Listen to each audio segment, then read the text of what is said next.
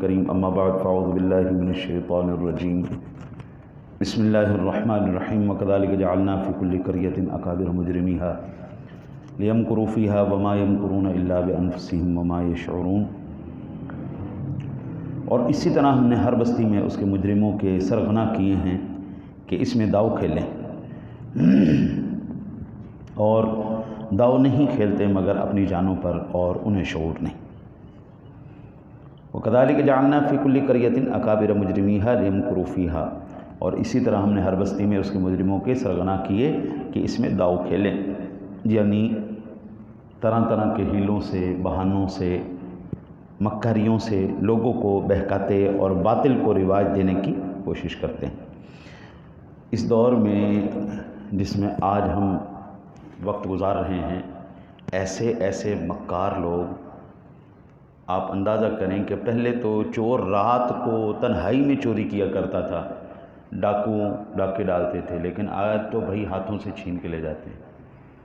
اور مکار لوگ، آپ اندازہ کریں شریف آدمی اس وقت پریشان ہو گیا اور بدماش کی موج ہے، غریب آدمی بیچارہ رول گیا اور امیر آدمی جناب پروٹوکول میں ہے۔ اور یہ قرآن کہہ رہا ہے کہ یہ آج کی بات نہیں، یہ ہر دور کے مکار، ہیلے باز، بہانے بنا کے باطل کو رواج دیتے ہیں۔ پھر اللہ وحدہ لا شریک ارشاد فرما رہا ہے وما یمکرون الا بانفسہم وما یشعرون، اور داؤ نہیں کھیلتے مگر اپنی جانوں پر اور انہیں شعور نہیں۔ یہاں سے یہ پتہ چلتا ہے کہ یہ جتنا بھی مکاری وہ کر رہے ہیں، جتنی بھی دو نمبری کر رہے ہیں، ان کا وبال انہی پر پڑے گا۔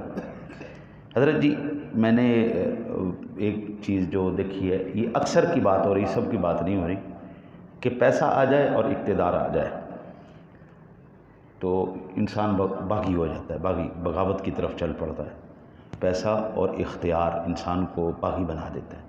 نفس سے ہر کس کم ترز فرعون نے، معلوم کہتے ہیں ہم فرعون سے کم نہیں ہیں، بس اتنا سا فرق ہے ہمارے پاس پیسہ اور اقتدار نہیں ہے۔ آج ہمارے پاس پیسہ اور اقتدار آ جائے، ہم آپ کو بتائیں گے ہم کون چیز ہیں، ہاں جی۔ اور پھر آپ اندازہ کریں پیسہ انہوں نے کیوں کمایا، اقتدار کیوں کمایا؟ خوش رہیں، ضمیر کا اطمینان ملے۔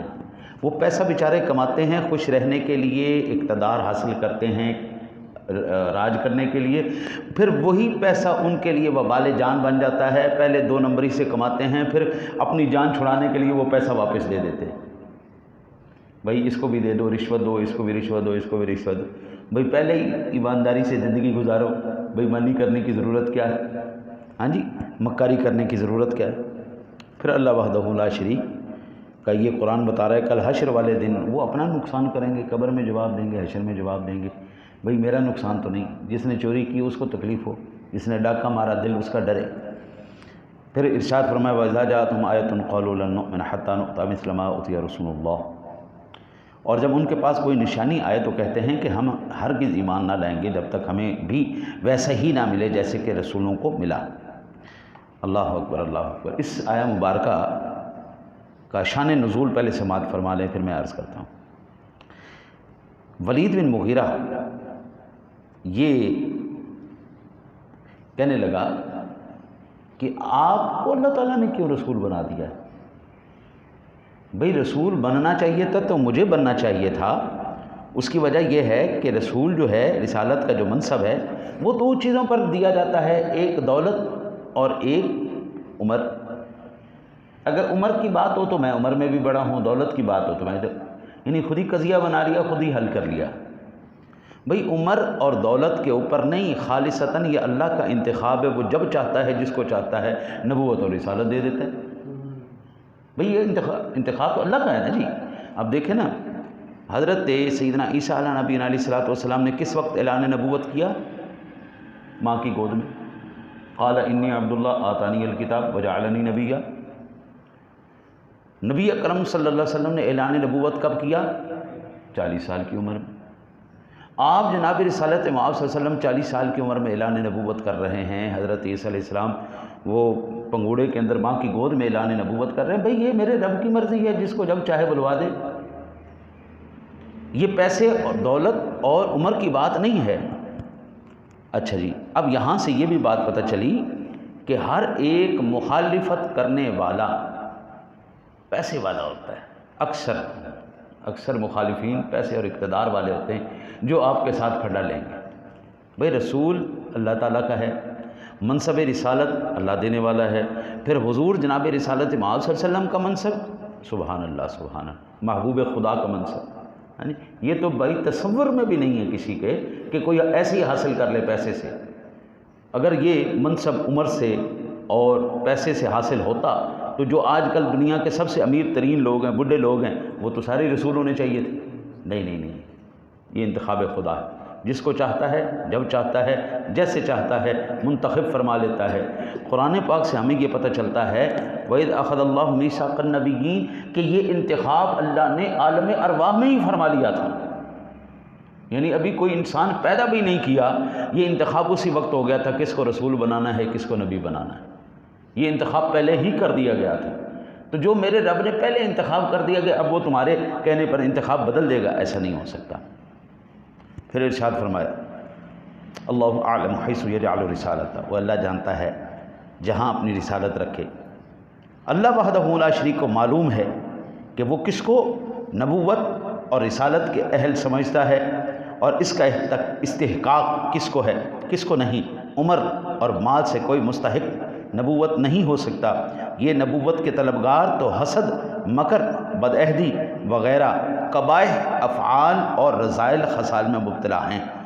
یہ کہاں اور نبوت کا منصب عالی کہاں.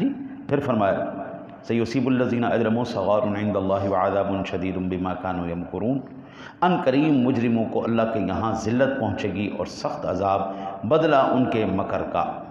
فمن یرید اللہ ان یہدیہ یشرح صدرہ للاسلام، اور جسے اللہ راہ دکھاتا ہے چاہے اس کا سینہ اسلام کے لیے کھول دیتا ہے.